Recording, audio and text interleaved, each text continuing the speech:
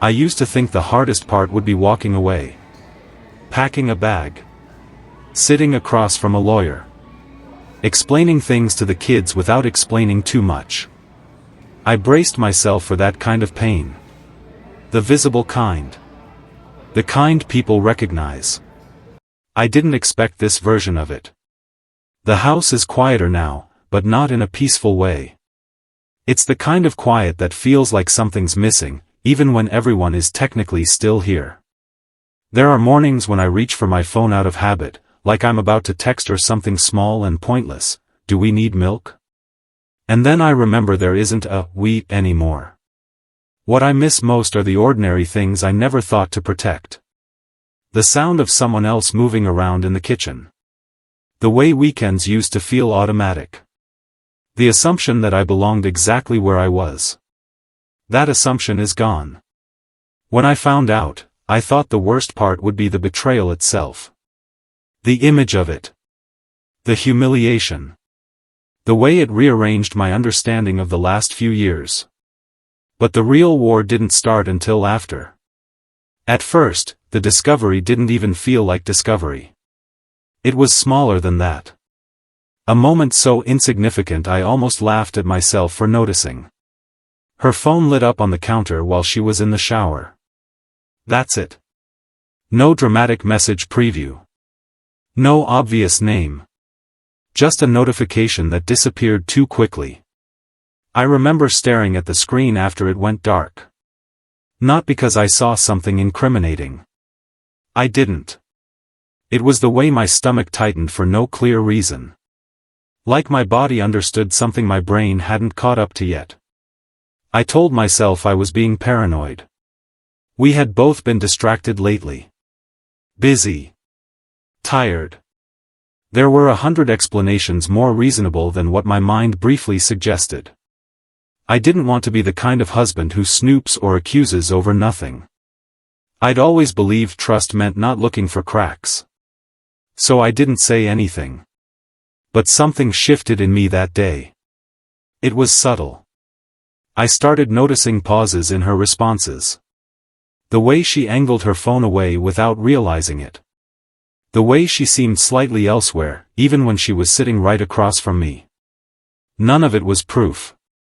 It barely qualified as suspicion. It was just discomfort. And the worst part is, once that discomfort shows up, you can't unfeel it.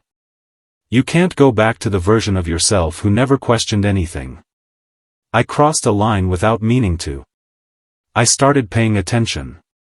That's when the ordinary things stopped feeling ordinary. Silences stretched longer. Smiles looked rehearsed.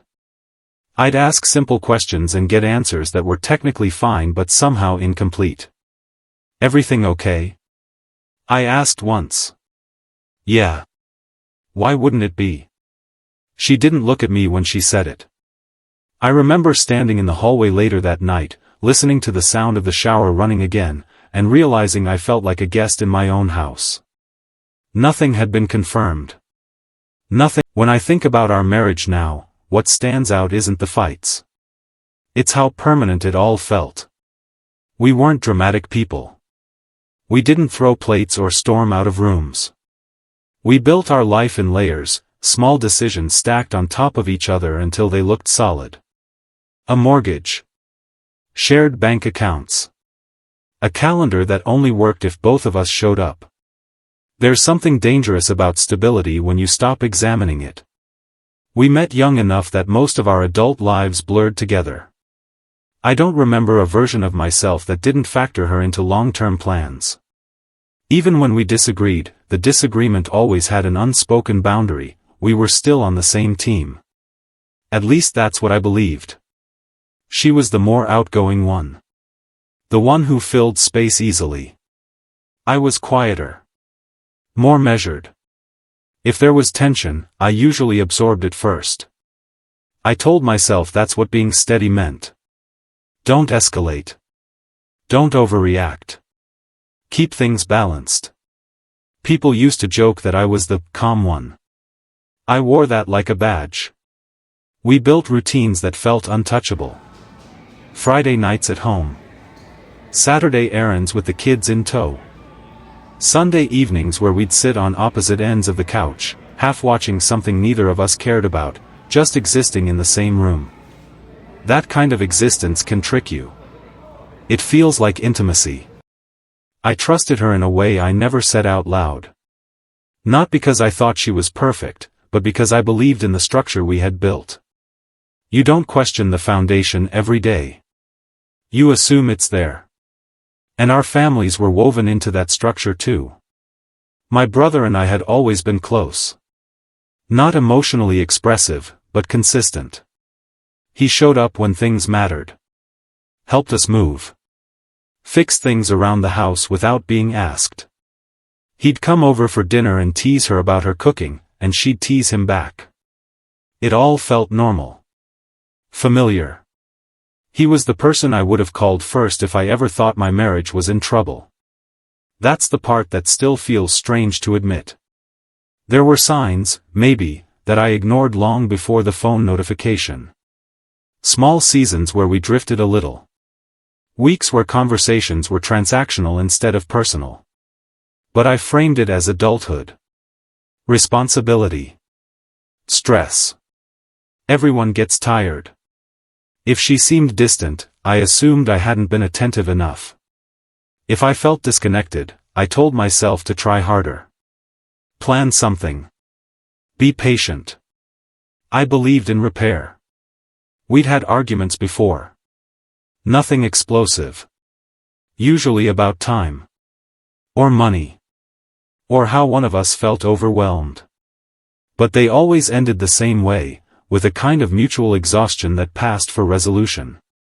"We're fine," she'd say. And I believed her. I think that was my blind spot. I believed what sounded reasonable. I didn't look underneath it. I also believed in forgiveness as a principle. Not because I'd ever had to test it in a serious way, but because I thought that's what mature relationships required. You don't keep score. You don't hold grudges. You assume good intent. That mindset made me slow to suspect and even slower to accuse. If anything, I prided myself on not being jealous. Not being insecure. I trusted her independence. I trusted her friendships. I trusted the invisible lines people are supposed to respect once they've made vows. It never crossed my mind that those lines could blur quietly. That something could grow in the negative space between us while I was still congratulating us on being stable. Looking back, I can see how much of our... After that moment with the phone, I started noticing things I probably should have noticed sooner. Not dramatic things. Nothing you could point to and say, "There." That's the problem. It was more like the temperature in the room had shifted a few degrees. She laughed at texts more often. Not big laughs. Just small private smiles she didn't explain. When I asked who it was, she'd say, "Just someone from work," and move on. The answer wasn't suspicious on its own. It was the speed of it. The way the subject closed immediately after. She began taking calls outside. At first, I told myself she was being considerate. The house was loud. The kids were always around. Stepping onto the porch made sense. But she never used to do that. I started tracking patterns without meaning to. How long she was in the shower. How often she kept her phone face down. The way her energy shifted when certain notifications came through. I hated that version of myself. I'd always thought jealousy was loud and obvious. What I felt was quieter. It was a low, constant hum under everything else. One night, I asked her directly. "Are we okay?" She looked confused. Or maybe just annoyed. "Of course we are. Why wouldn't we be?" I didn't have an answer that didn't make me sound irrational. So I shrugged it off. "I don't know. You just feel far." She sighed. "I'm tired. That's all." And that explanation fit neatly into our life. We were both tired. Work was demanding. The kids needed more than ever. There were always reasons for distance. Still, I couldn't shake the feeling that I was standing just outside a conversation I wasn't allowed to hear. There were other moments. She started guarding her screen more deliberately. If I walked into a room unexpectedly, the phone would tilt away. Not dramatically. Just slightly. Enough. Once, I asked to borrow it to look something up because mine was dead. She hesitated. Just a second. Then she handed it over, but stayed close. Watching. It's nothing, she said lightly. I just have a lot of work stuff on there. I nodded, even though that didn't make sense. I had work stuff too. That had never required supervision. I didn't find anything that night. No obvious messages. No hidden folders. Nothing concrete. But the absence of proof didn't bring relief. It almost made it worse. It meant either I was imagining things or I was missing something. Both options felt humiliating. The turning point wasn't explosive. There was no dramatic confrontation. No shouting. It was a late evening when she fell asleep on the couch. Her phone was still in her hand. A message came through. I saw enough. Not a full conversation. Just a fragment. A familiarity that didn't belong to me. A tone I hadn't heard from her in months. My chest tightened in a way that felt almost mechanical. Like something inside me locked into place. I picked up the phone. My hands were steady, which surprised me. I scrolled. There it was. Not just flirting. Not just emotional venting. It had crossed into something physical in implication, even if I couldn't see every detail. Plans hinted at. Shared secrets. Complaints about me framed as jokes. The worst part wasn't the content. It was the version of her I was reading. Warm. Playful. Attentive. Available. I felt like I was looking at evidence from a parallel life. She woke up when I was still holding the phone. For a second, she didn't understand what was happening. The night I confronted her, I thought that was the explosion. I was wrong. The actual fallout was quieter. Slower. Almost procedural. We didn't scream. There was no dramatic packing of bags at midnight.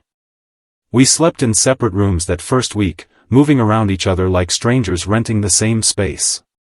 Conversations became logistical. Who's picking up the kids? Did you pay that bill? Are you going to tell your parents, or should I? The emotional part felt suspended, like it hadn't fully landed yet.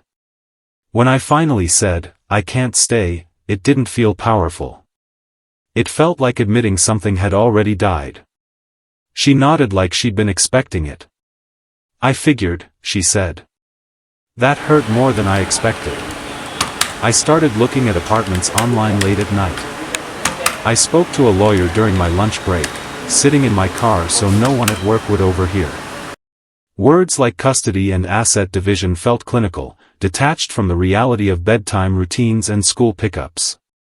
I told myself this was the hard part. The legal unraveling. The practical dismantling of a shared life. I braced for conflict. Instead, what I got was something stranger. When I told my family, they were sympathetic at first. Shocked. Concerned. My mother cried. My father shook his head slowly like he'd seen this coming, even though he hadn't. My brother came over that evening. He sat across from me at the kitchen table, the same table he'd helped assemble years ago.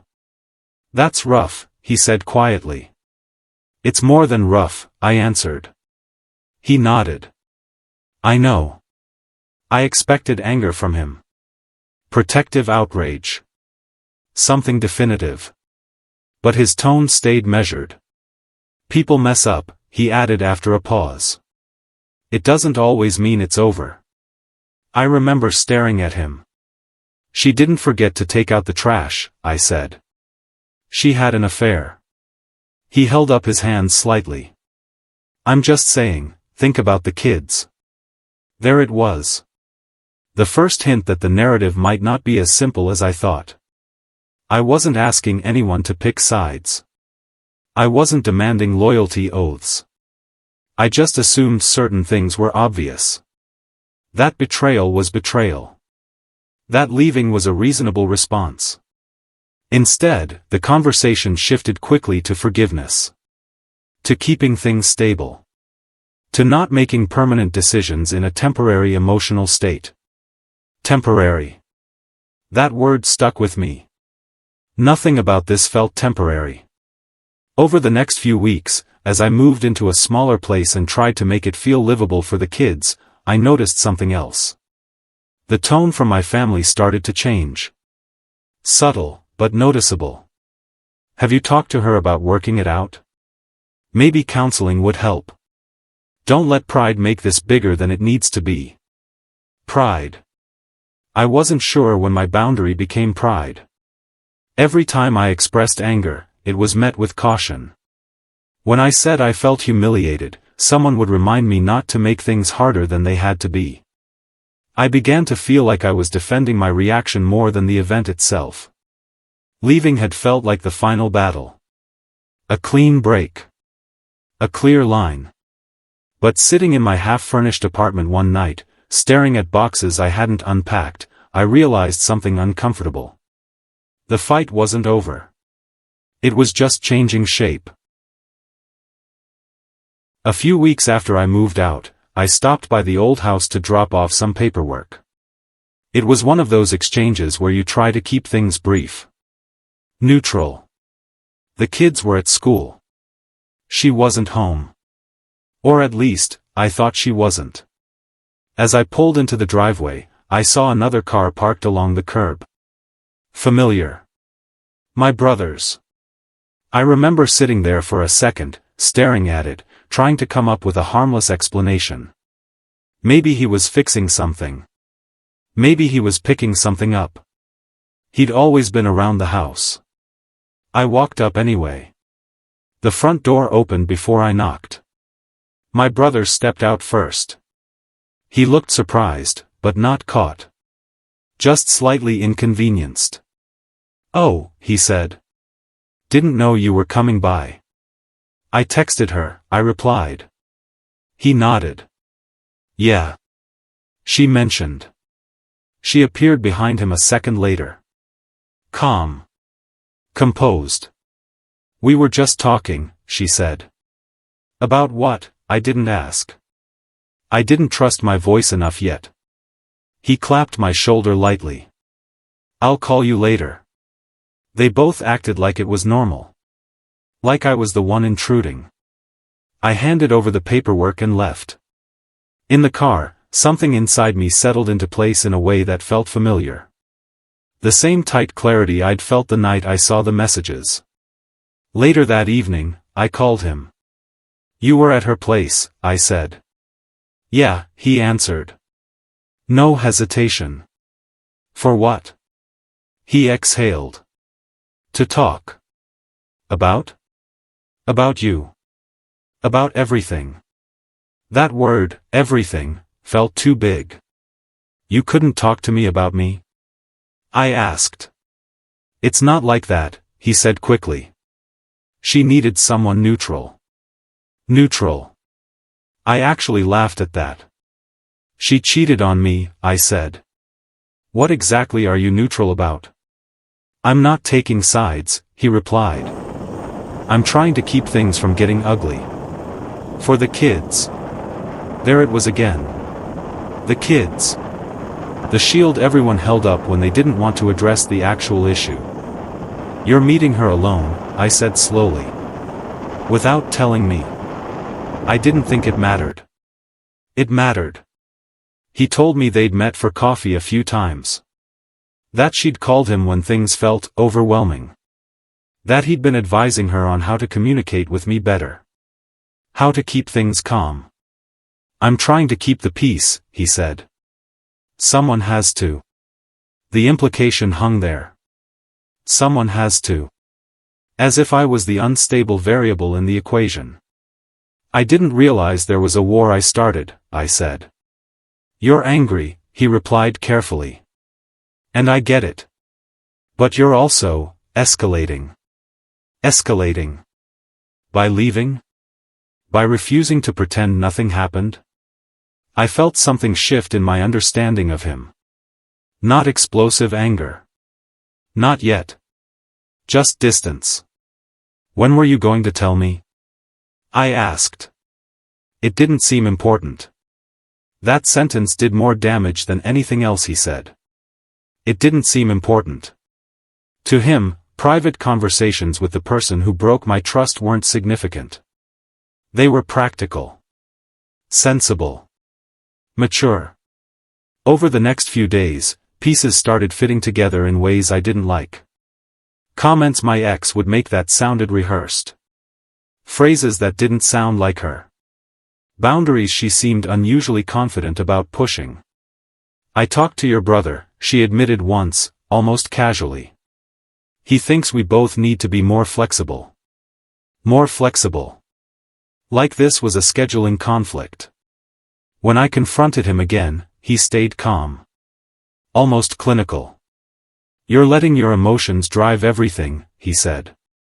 You need to think long-term. I am thinking long-term, I answered. I'm thinking about what I'm teaching my kids about self-respect. He was quiet for a second. It wasn't that serious, he said finally.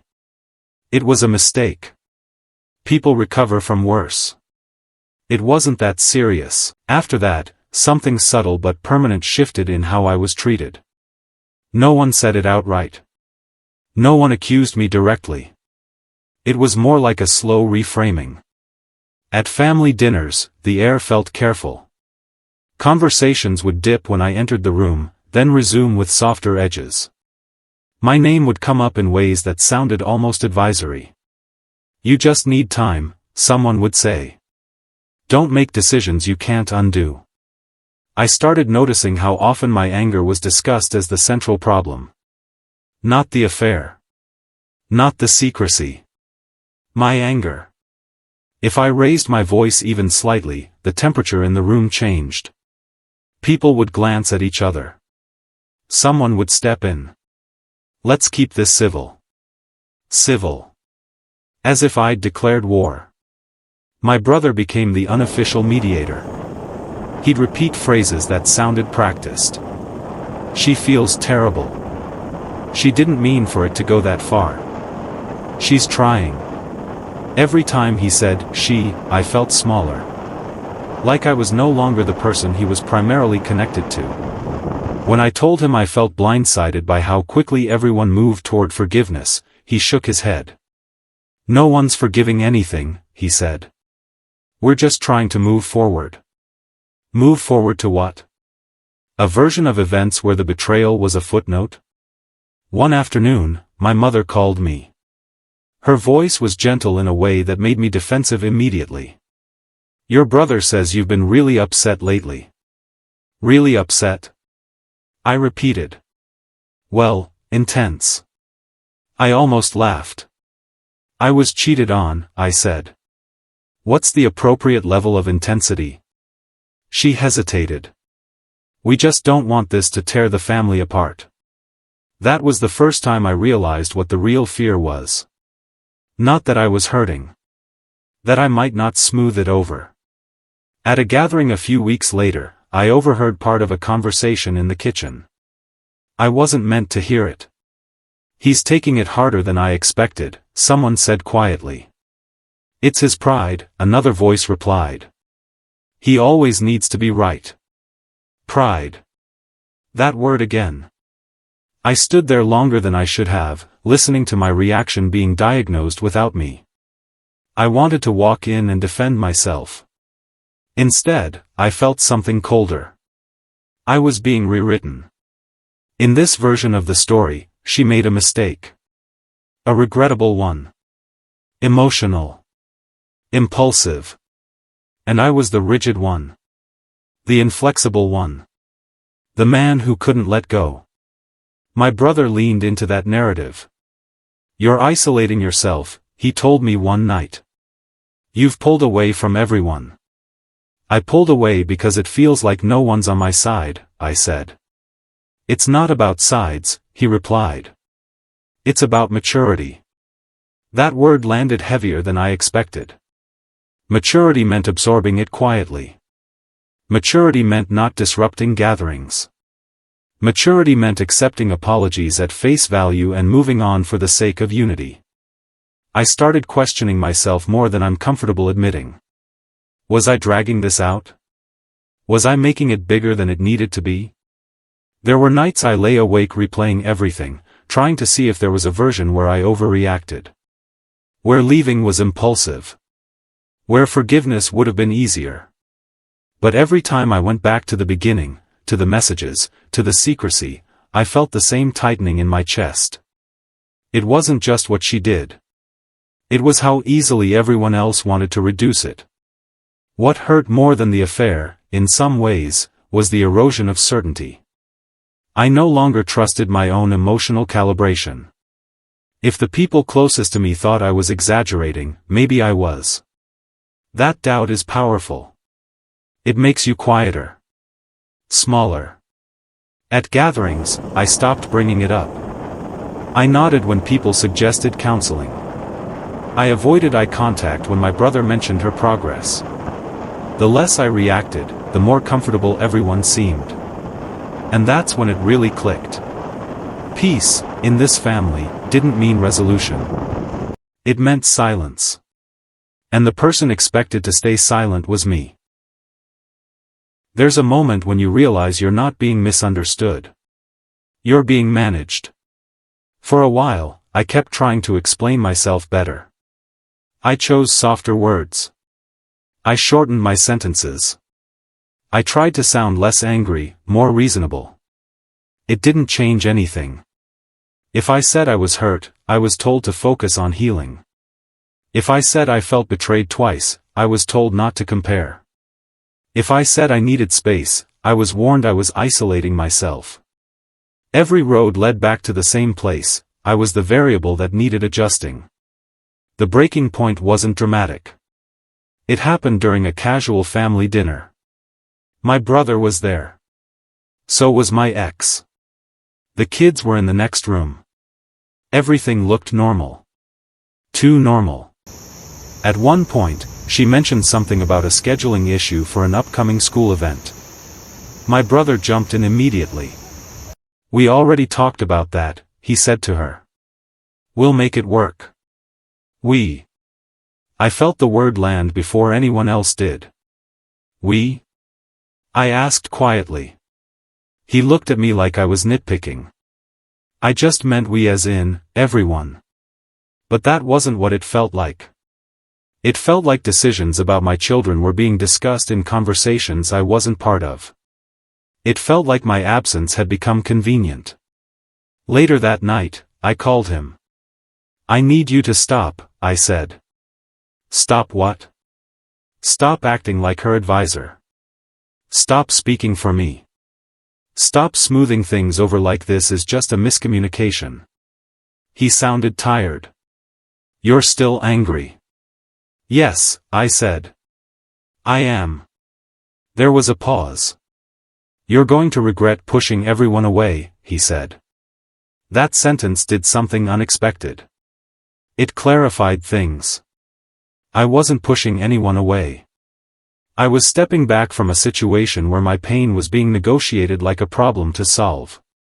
"I'm not asking you to hate her," I said. "I'm asking you to respect that what happened mattered." "I do respect it," he replied.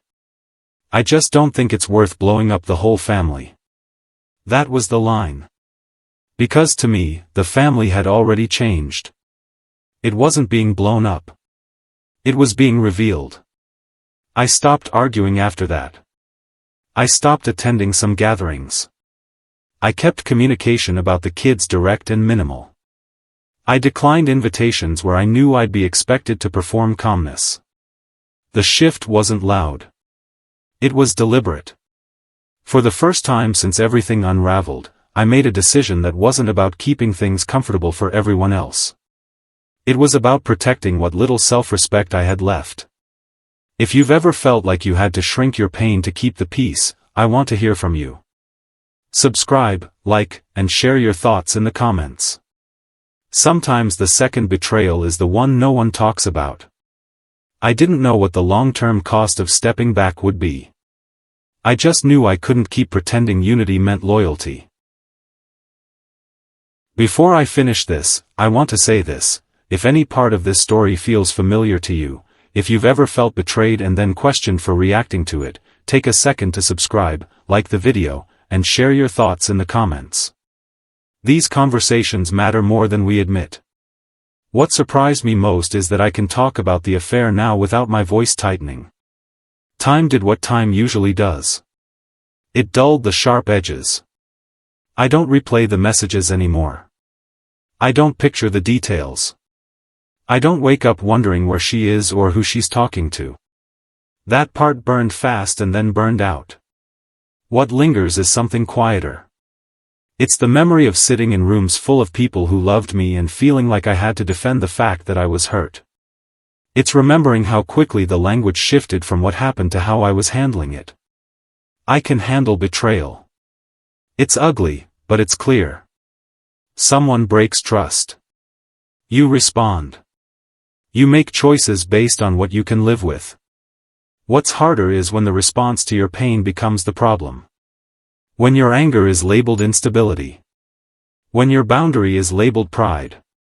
When your refusal to pretend is labeled immaturity. That's the part that stayed with me. There was a moment, months after everything settled, when I was driving alone and realized I no longer felt angry at her. I felt distant. Neutral, even. But when I thought about the conversations that followed, the coffee meetings, the keep the peace speeches, the subtle corrections, I felt something heavier. Not rage. Disappointment. I used to believe that loyalty was automatic. That blood guaranteed a certain alignment when things got hard. Now I think loyalty is a choice. And sometimes people choose comfort over clarity. I don't think my brother set out to hurt me. I don't think my family meant to minimize anything. I think they were afraid of fracture. Afraid of tension stretching too far. But in trying to prevent a visible break, they created a quieter one. The relationship I have with them now is different. Polite. Functional. Careful. There are topics we don't touch. There are versions of myself I don't bring into certain rooms. I've accepted that. What I haven't accepted is the idea that keeping peace at any cost is virtuous. Peace without accountability feels hollow. Forgiveness without acknowledgement feels forced.